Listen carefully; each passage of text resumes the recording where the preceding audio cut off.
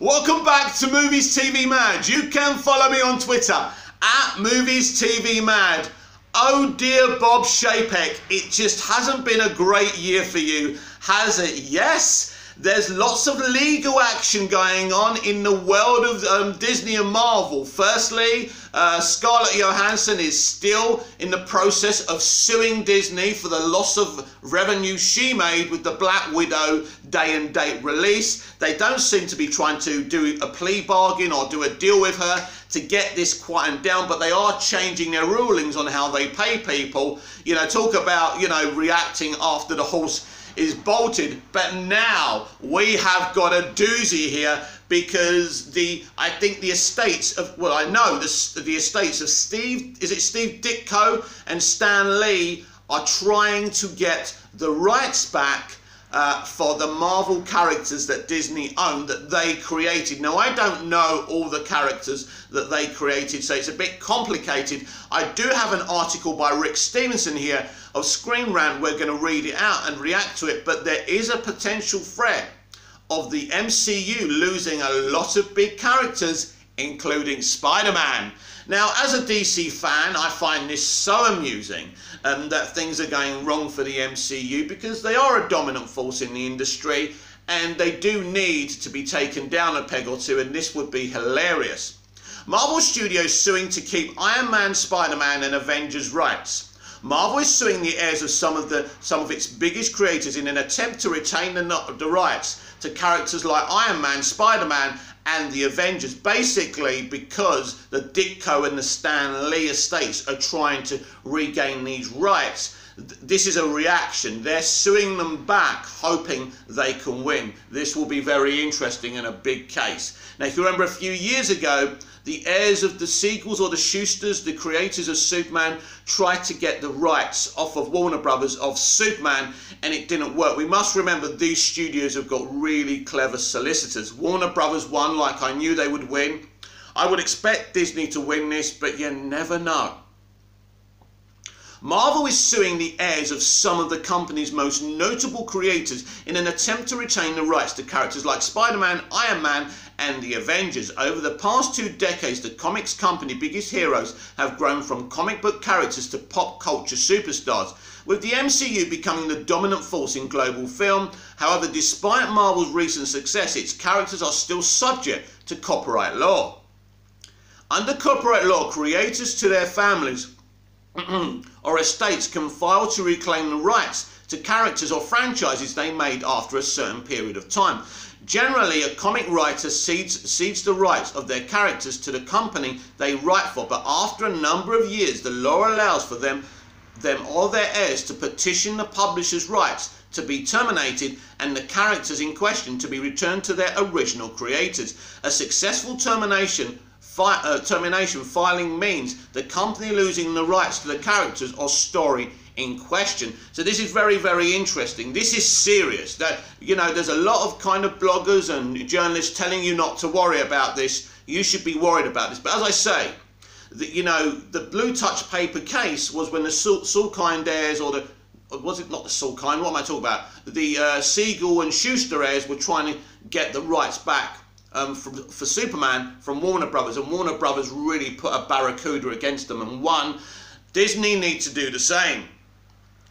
That waiting period is almost up for a number of major Marvel characters, and the company is taking legal action to try to retain the rights to Iron Man, Spider-Man, Hawkeye, Black Widow, Doctor Strange and more. Per THR, Marvel has filed 5 different lawsuits against the heirs and estates of past creators, including Stan Lee, Gene Colan and Steve Ditko. The lawsuits claim that all the characters in question were created as work for hire, making their rights ineligible for a return to the creators. If Marvel fails in its efforts, it could start losing some of its biggest characters in less than 2 years. Marvel's lawsuit come just a month after Ditko's estate filed a termination notice for Spider-Man, which would take effect in June of 2023. Noted attorney Mark Toberoff, who previously, here we go, yeah, you see, now Toberoff was involved in the previous represented the creators of Superman in a similar case against DC Comics, and he lost, but he did come pretty close. Now, let's read this again. Noted attorney Mark Toberoff, who previously represented the creators of Superman in a similar case against DC Comics, is representing the Ditko estate. But we must remember that Toberoff lost that Superman case. So why could he? What is he going to do different here? This is interesting. But the Superman versus Warner Brothers case went on for years and years and years. So Toberoff was clever enough to drag this out, but in the end Warner Brothers won. I expect Disney and Marvel to win in the end, but this is going to be a long case for Marvel fans, and don't expect this to be over quickly.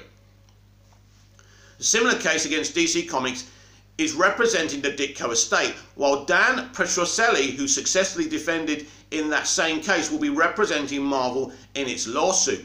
That past track record suggests that Marvel may have the legal upper hand this time around as well. Well, yeah, they can afford to get the best. There's no question about them. In 2013, Toberoff represented a similar case on behalf of Jack Kirby's estate, but Marvel ultimately won out as the courts ruled that Kirby created his characters as work for hire. Now, let me be clear about this.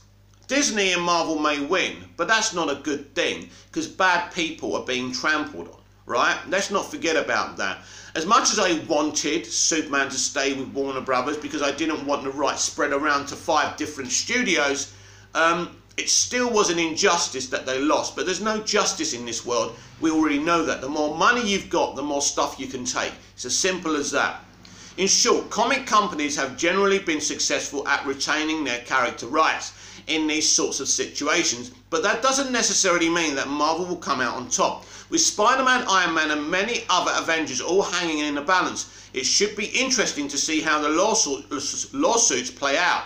Right, as I've already said, this is going to be a long journey, probably going long before, after the 2023 deadline. And you'll see, court injunctions extended, Disney making films because the courts are allowing them to. This is going to have a lot of twists and turns because the Superman lawsuit took years and years and years. And as a huge Superman fan, because he's my character, he's my favourite superhero, I was genuinely worried at times where this character was going to end up. Because there was rumours of, the rights of Krypton being with one set of people, then the rights of Superman somewhere else. It would have been an absolute mess, so you don't want that. So ultimately, you just want them to stay at Disney. But if these creators, the heirs of these creators, win, then what they can do is they can auction these characters off to the highest bidder. So these different Marvel characters could end up at different studios, and that is a mess that you don't want, because Feige and Disney already fixed that mess, uniting most of these Marvel characters together. So them being separated would be a disaster. I mean, what will happen in this case, even if the heirs win? Disney will appeal. And then what happens is if Disney wins, the heirs will appeal. So it's a never-ending saga. So you're never going to rest easy, Marvel fans. Ultimately, you expect Disney to win, but this is not good, and it's not great for Marvel fans when things are going so well for the MCU. But here on Movies TV Mad, we will keep you apprised of the situation. I'm Mick, your host with the most. Just ask your girlfriends and your wives, and I will see you again in the next video. Until then, goodbye.